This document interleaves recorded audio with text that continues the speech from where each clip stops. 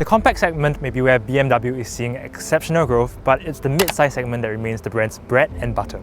And in 2023, it wasn't the 5 Series or 4 Series Grand Coupe that was BMW's best-selling model worldwide, but this, the BMW X3. If you ask the buyer why they like the X3, they'd probably cite a multitude of reasons. There's its practicality and space for starters, without the enormity of a fuller-sized SUV like the X5. Then, there's also the luxury and brand prestige that comes with the BMW badge, with a lovely feeling cabin, but also a certain level of pizzazz. And last, but certainly not least, the X3 has always been one of the nicest and best handling SUVs on the market. It is with this very legacy, so to speak, but also this pressure that this all-new generation arrives.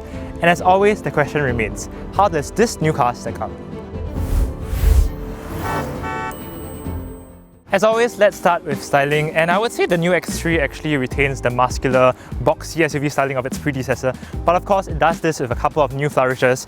First of all, you notice that the quad headlights now have a new interpretation. We get these streaks now that are kind of coming to the insides, and of course we have these huge twin kidney grills now containing the iconic glow LED outline that we've seen on many new BMWs, and of course these vertical as well as diagonal patterns. When I asked BMW, they said that it was supposed to be a design innovation, so something a bit flashier, a bit more out of the norm. And I must say that I think this look is still growing on me a little bit. I kind of like how understated the styling on the previous car was, especially in the facelifted form, but I could see this growing on me with time. It's worth noting that this X320 is spec'd with the M Sport package, and visually you'll see lots of black gloss around, including on its grille and bumpers. And while the X3 is offered with 18-inch wheels as standard, this rides on 20-inch ones too.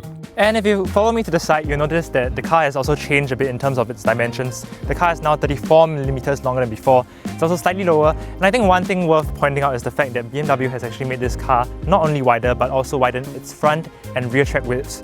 And that is because the brand says that it wants to give the X3 a bit more dynamism and balance in its ride. Thanks to clever air resistance cheating features such as those flushed door handles and a sealed underbody, the X3 is more aerodynamic than before too, with a drag coefficient of just 0.27 CD. And when we come around to the rear, of course, you notice these new taillights which maintain the L-shaped, very signature of BMWs, but now in this three-dimensional casings. Very cool. I think one thing to point out is the fact that we have the license plate holder now moved further down here. It gives the car a bit more visual heft. And also another thing that I want to point out is that like the 1 Series, the X3 has dropped the I suffix from its variants. So I, as we know, used to stand for petrol injection, but now because BMW wants to associate the letter I only with its electric cars, all of its petrol variants have dropped the I suffix. This is just the X320 now. If I open the boot, you get a very generous space of 570 litres, which is 10 litres more than the predecessor. It's worth noting that the X3 already had a larger boot than many of its competitors, such as the Q5 as well as NX. So I think this car puts itself above them even more still. And if I fold the second row down, which can be done as such, you get a massive 1,700 litres, which is 100 litres more than before. So great for your IKEA trips as well as all your cross-border trips to get some groceries. This sense of generosity and space continues when you step into the X3 too. Alright, so we're in the second row now, and as you can see, space is still plentiful. It's worth noting that this car still has the same wheelbase as before, which is 2685mm, but I don't think that's a bad thing. The X3 was never really lacking for space in the second row anyway. This is the amount of legroom I'm getting as well as the amount of headroom I'm getting. And because this is still built on a rear drive base platform, so there's this central transmission tunnel in the center here, which does eat a bit into leg space, but you can tuck your feet at the side here, so it's not too bad. And it's worth pointing out that the X3 gets tri-zone air conditioning as standard, so we get this very nice screen here that allows you to adjust your air conditioning. And optional equipment that you can put on the car includes this very gorgeous large panoramic sunroof as well as window shades, which this car doesn't have. But yes, let's go hop into the front. Now, here in the front, this is where you get the modern mid-size BMW experience with a lot of digitalization, a lot of tech. Let's start with what greets you first in the driver's seat, which is this very gorgeous, large, single-panel curved display which houses a 12.3-inch instrument cluster as well as a 14.9-inch infotainment touchscreen. This runs BMW OS 9 as we are growing accustomed to now. Has a zero-layer principle with quick select. Your previous X3 had the air conditioning functions, still using buttons, but now we get these permanently embedded onto the touchscreen here. And of course, we have a redesigned central console area with shortcut buttons and all that still. But I think the one thing that definitely is on your mind right now is the fact that there's a lot more light that's happening here in the front of the X3. And that is because the X3 has also gotten BMW's latest interaction bar, but with its own spin. So we get the single panel over here as we see on the i5 5 Series, i7 7 Series. But we also get lighting elsewhere, such as around the control functions on the doors, as well as on this central storage area, which is BMW is calling the jewel box. So I can change the lighting here. Just give me a moment. You can see that everything changes into a Technicolor display of your own choice, which is very nice. So this part is cool, but I think this part is really where things will kind of boggle your mind a little bit. So these light strips are meant to wrap around control functions and kind of make a cocoon-like wraparound effect in the cabin. And it's interesting because not only because the lights are wrapping around, first of all, but because you get your air conditioning controls here as well. So this controls the amount of air that's coming out. And also this looks like it might be part of the door at first, right? But if I open it, you realize it's actually part of the dashboard, and I think it's quite a cool kind of visual trick that BMW has placed in this car. Of course, because we're in a BMW and because this is ultimately a mid-size luxury SUV, we have to talk about stuff like build quality as well as the sense of premiumness in the cabin. And I must say that everything feels very solidly put together. You know, your signal stocks are nicely damped. We get this brushed aluminium trim over here, this leather mimicking material over here. But because BMW wants all of its cars to move towards sustainability, it has made this interior completely leather-free. And one option that is given the X3 is the use of this recycled polyester-like fabric to line the dashboard. I personally take no issue with it. I feel like it still feels very robust and nice, but I do foresee that some Singaporean customers who want their car to feel very sumptuous and be full of leather is something that they might take issue with. So I think that's just one interesting thing to point out.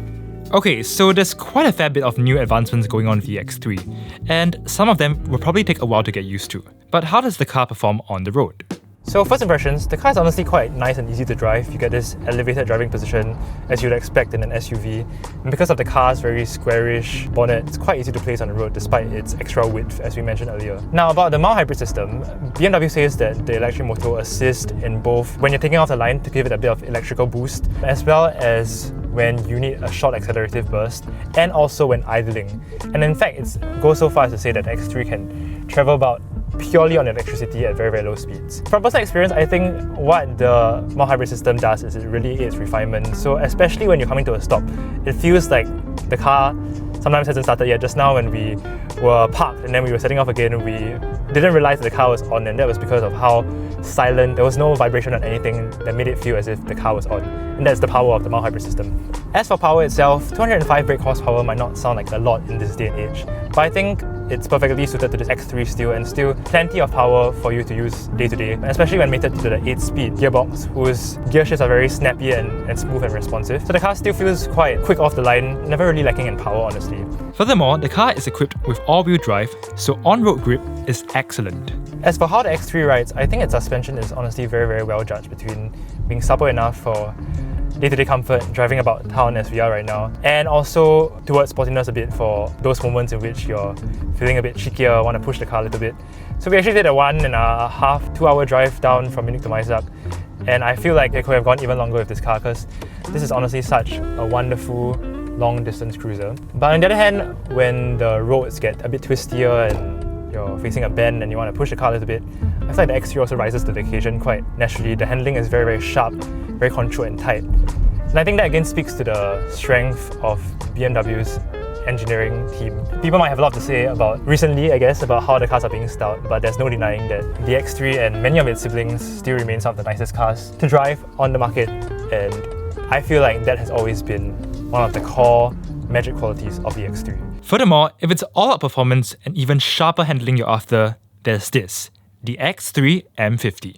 It's immediately clear that this is a different machine. It's meaner looking with its quad exhaust and 20-inch wheels, gets larger brakes and an M-Sport differential on the rear axle, and can even be kitted with adaptive suspension for sharper handling. Apart from dropping the I suffix, you'll also notice that this is now no longer a 40, but yes, the M50. And that's because the straight 6 under the bonnet now produces more power. In fact, BMW states that this is the most powerful straight 6 in an M performance car to date, capable of 393 brake horsepower and 540 Nm of torque. And of course, it makes the loveliest sounds when you power on the revs in 3, 2, 1.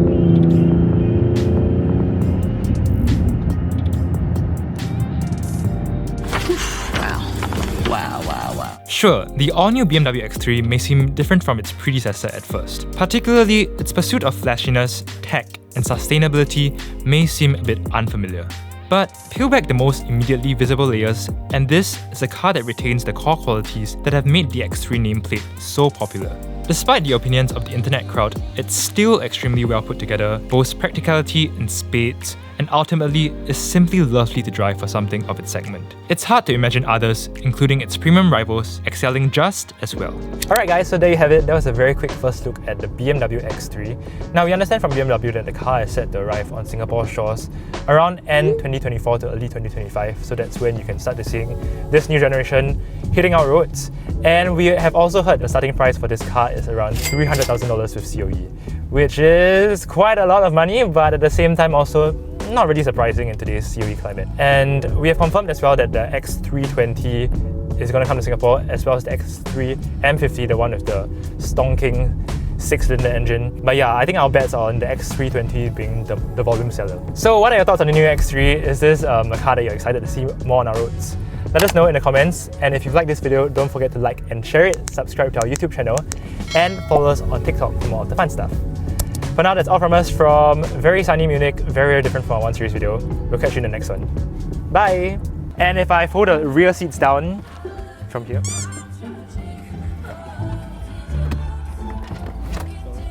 this is the amount of headroom I'm getting and the amount of this is the amount of legroom I'm getting as well as the amount of headroom I'm getting. Quite a cool kind of visual trick that BMW has placed in this car.